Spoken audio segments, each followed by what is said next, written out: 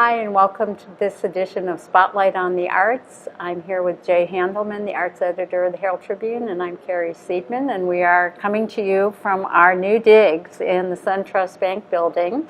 We're still in the process digging out of our boxes.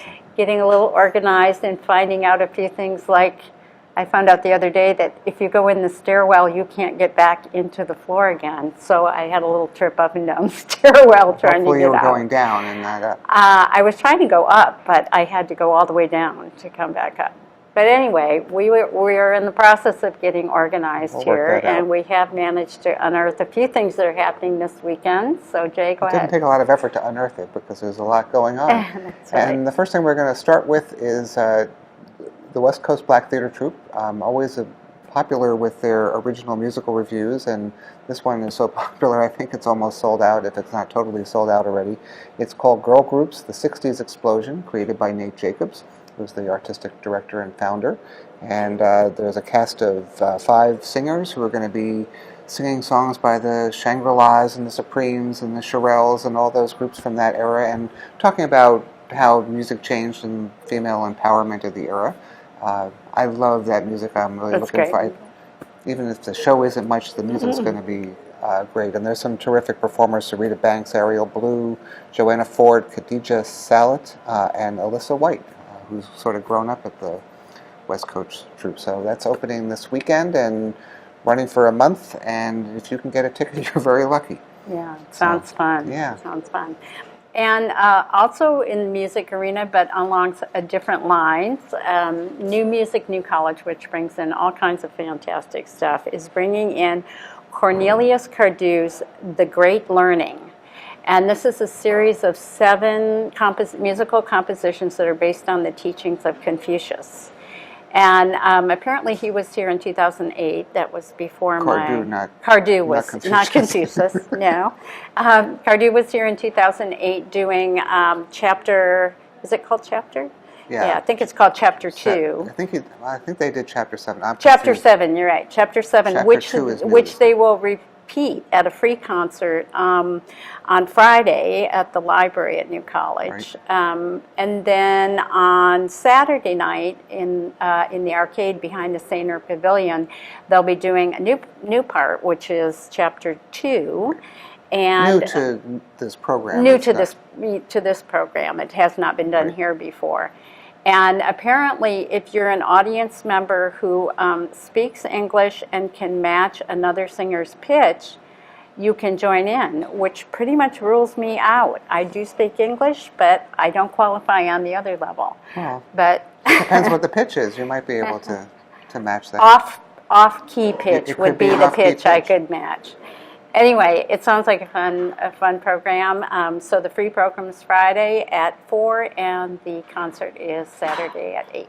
And then on heraldtribune.com/arts and ticket, we have a story that our former boss Susan Reif did about the program, and we have some images of the music, which is, or they call it music, the score, which is mostly words. So it's kind of, shows you how different this whole thing is. I love the New Music, New College series. Yeah. Everything I've seen there I just thought was really great.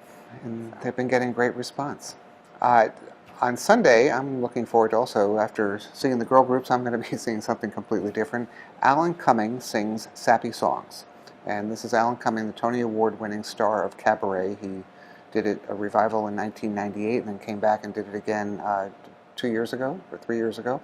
And he's been touring a concert cabaret act where he sings songs that sort of grew out of his memoir that he wrote about his difficult childhood in Scotland and abusive father, and sort of reflective of the songs he's chosen sort of are a very eclectic mix of things that reflect his life and his desire to connect with people. And his advice to me when I got to talk to him on the phone was to bring your hankies. There's things by Adele and Billy Joel and Noel Coward. There's all sorts of different kinds of music that you wouldn't necessarily associate with him. He's kind of a very energetic, mischievous kind of actor, and so you get some of that from what I've seen in a PBS special, but it's maybe songs that you might not think that he would be singing. So that's Sunday night at the Van Wezel at 7 o'clock. Wow, this is a big music week because we also have the Chopin Project, which started in 2007 and is coming through at the Unitarian Universalist Church. They are bringing in South Korean pianist Tong Il-han and his wife Helen Lee. I don't know much about this pianist, although I know that he won a highly prestigious international award at the age of 23 and subsequently played for then President John F. Kennedy. So apparently he doesn't play much anymore, and I'm assuming that's because he's a little elderly. Quite possible if he was playing in the if early he was 60s. playing then. Anyway, Saturday night he will play an all Chopin But program. he could have been 18 when he won those awards, and Yeah, but still, wouldn't be that that would old. still make him in the senior citizen category. Anyway, he'll play an all Chopin project on Saturday night, and Sunday afternoon, he and his wife together will play a Schubert program. Right. And this also this weekend, and speaking of music, we have the Sarasota Opera is opening its third production of the season, and it's their first production of Poulenc's The Dialogues of the Carmelites, which is based on a true story of a group of Carmelite nuns who were guillotined during the French Revolution. And so there's a sort of fictionalized story of what happened, and focusing on this one woman, Blanche de la Force, who was a noble woman and left her wealthy family to go join this monastery, and then caught between two groups that the revolutionaries were against, the rich and the religious orders. So I haven't seen it. I am looking forward to seeing this. I'm going to be seeing it in a couple of weeks.